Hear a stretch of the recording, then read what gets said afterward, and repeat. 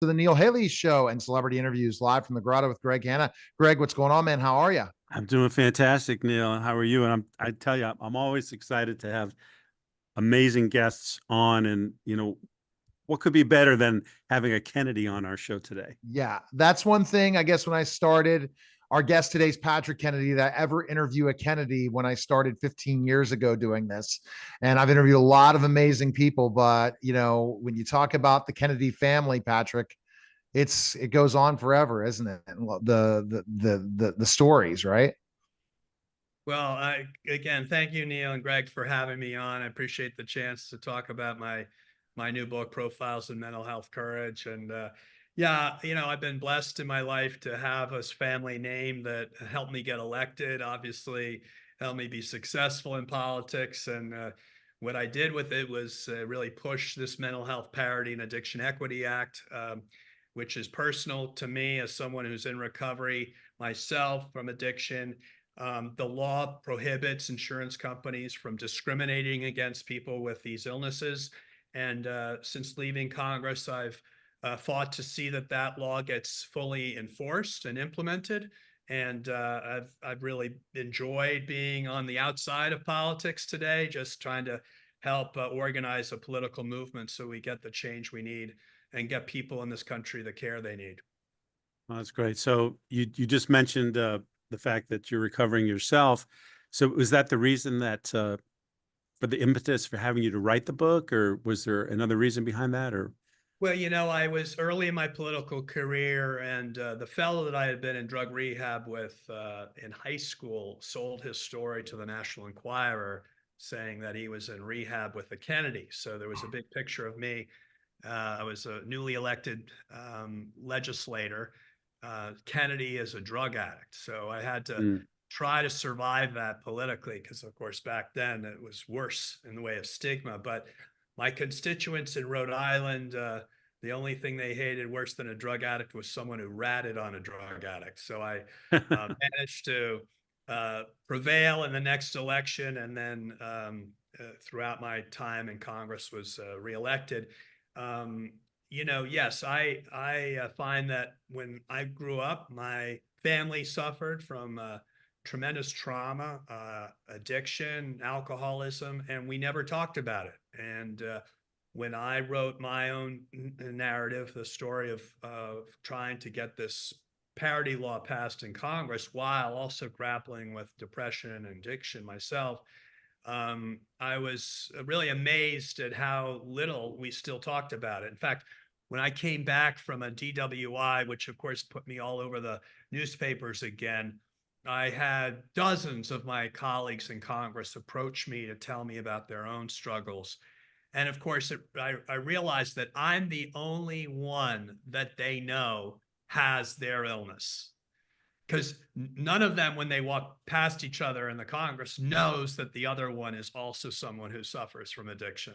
And mm, but because my addiction was so public, I was the person that colleagues of mine from both the Senate and the House would take me aside and tell me their own stories. So I found that by putting this new book together, I could get people to tell their stories. Obviously, they're not really high profile people. There's a NFL football player and a grade A kind of actress. But outside of that, it's just real people telling the real story of what it's like to live with these illnesses. I think if we have greater understanding as to how these illnesses really manifest, how do people cope with personal relationships when they have an illness or someone else has an illness? How do they navigate the healthcare system? All of that, I think that if there's greater understanding, we all do better as a result, as a society. So my hope is to get more transparency so we can turn down the stigmatization of these illnesses. The more we know, the less we're going to get all hung up on, how these illnesses manifest. We may be sick and of the symptoms, but that doesn't mean we have to take it out on the people themselves who are really through no fault of their own. I mean, who gets up in the day and says, I'm going to try to get arrested. I'm going mm. to try to piss off everyone in my family.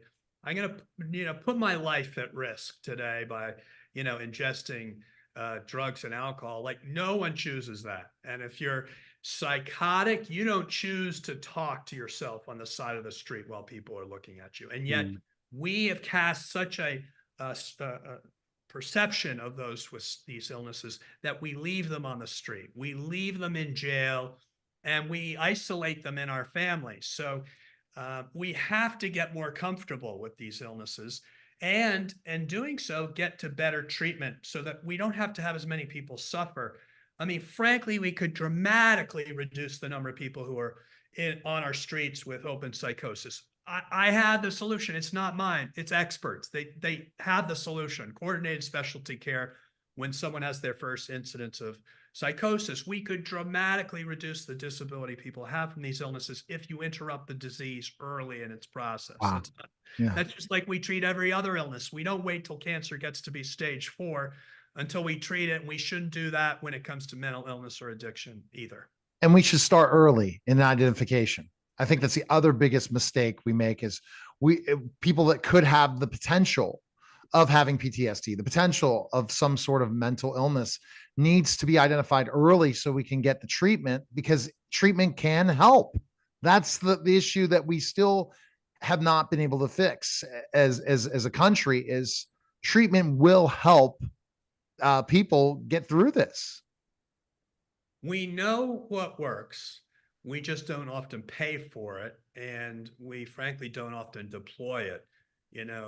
Nearly half of those who are providers do not use evidence-based therapies in treating their patients. For example, they get theoretical degrees, but if it's an eating disorder patient here, or complex grief over there, or trauma over here, or depression over there, there's different modalities of treatment. And yet we expect a one-size-fits-all approach to treat all of them the same. And frankly, it's not the same. There are specific aspects of cognitive behavioral therapy that work especially well for different types of diagnoses. And we just need to treat this like we would other diseases. We do not have the focus we need to have on treating these illnesses. Greg, what next question you have for Patrick? Yep. Sorry, I was on mute. Patrick, what steps do you feel society as a whole can take to reduce the stigma around mental health and addiction? Well, again, the reason I did the book is because we have people today, thankfully, willing to say that they have a diagnosis or that they get help or that they're in recovery. But we don't really know much more than that. We don't know, what does treatment look like? How do people manage without getting the best treatment? Like, how do they live their lives? That's something that I hope if it becomes easy for people to understand, then they're less judgmental, they're less fearful of it. It's, if it's mysterious, people get scared. If they see it and it's transparent, it's easy for them to start to wrap their arms around and say, well, how can we do something to address this? So that's what I'm hoping. I'm also hoping that we enforce the law that I had a chance to write, which is the Mental Health Parity and Addiction Equity Act, because if we normalize screening and treatment, then people won't think of it as any big deal, like having to go down to see the mental health professional, because they'll just see it as part of healthcare.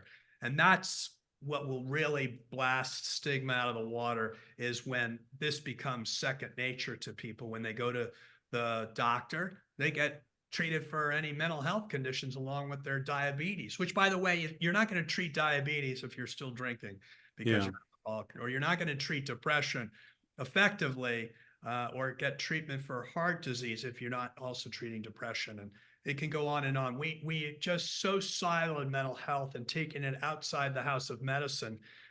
People are dying of these illnesses, and not just in suicide and overdose, but they're dying of heart attacks that could have been prevented if we had treated the underlying depression or other conditions that are exacerbated by untreated depression, anxiety, and addiction. All right. So Greg has a question he asks all his celebrity guests. Go ahead with that question. Great. Yeah, I really appreciate this. Real quick before I do that, let me just ask you one other quick question. For those people that really want to advocate, whether they're an individual or an organization, do you have any quick advice for them, how they can help advocate for better mental health policies? Well, on the back of my book, I have a Alignment for Progress is the name of the website. We have a QR code to a national public policy agenda that if we got our policymakers to adopt, we could help make a big difference in this space. It means that we need to adopt better housing policies, better human services policies, better criminal justice policies, better healthcare as well. We need a comprehensive approach. So it's not just one simple fix. We need to really get sophisticated in our approach. And we need to tell our elected officials that we vote on this. And frankly, we're the biggest special interest group in the country, but nobody knows us because we're still so anonymous and we're still so silent.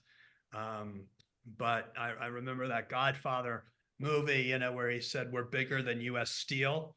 Yeah. Like mental health and addiction, you add up everybody who suffers from it, you add up their family members, you add up the people who provide the care. We are the biggest special interest group in the country. However, if I'm running for office, I don't see those votes when I calculate my political strategy. If I could see that a third, half of my constituents were publicly identifying themselves as someone who cared about mental health, you can bet as a politician, I'm going to design a political platform that addresses that interest. So that's what we need to do in terms of advocacy. All right. Fantastic. Well, thank you, Patrick. Been a real pleasure and an honor. And here's my question for you. I can't wait to hear the response. What do you feel is the most important thing in life you've ever learned? That I get relief by helping other people. Like so cultured to think, what am I going to get to make myself feel better? And I've learned that the real irony and paradox in life is by asking what I could do for someone else, that I automatically get relief for myself without even trying. That is the foundation of recovery. You don't get it yourself until you give it away. It's such a great paradox, but it's true. We only get relief and we only get our own spirits nurtured. We only get our own value as human beings, our own sense of purpose, if we're helping others to find their purpose and to find their way out from these illnesses. Because these illnesses aren't just medical illnesses. They affect people's dignity, their spirit. And when we help people, we're also helping them become who they are meant to be. And there's something enormously uplifting in that whole process. All right. Well, we appreciate it. You pick up your book at all finer bookstores. Appreciate it, Patrick. Thanks for stopping by, and we appreciate the time. Thank you, Patrick. Thank you, guys. Be well. All right. That was a special simulcast of the Neil Haley Show and Celebrity Interviews live from the Grotto. Greg, Hanna, guys. Take care.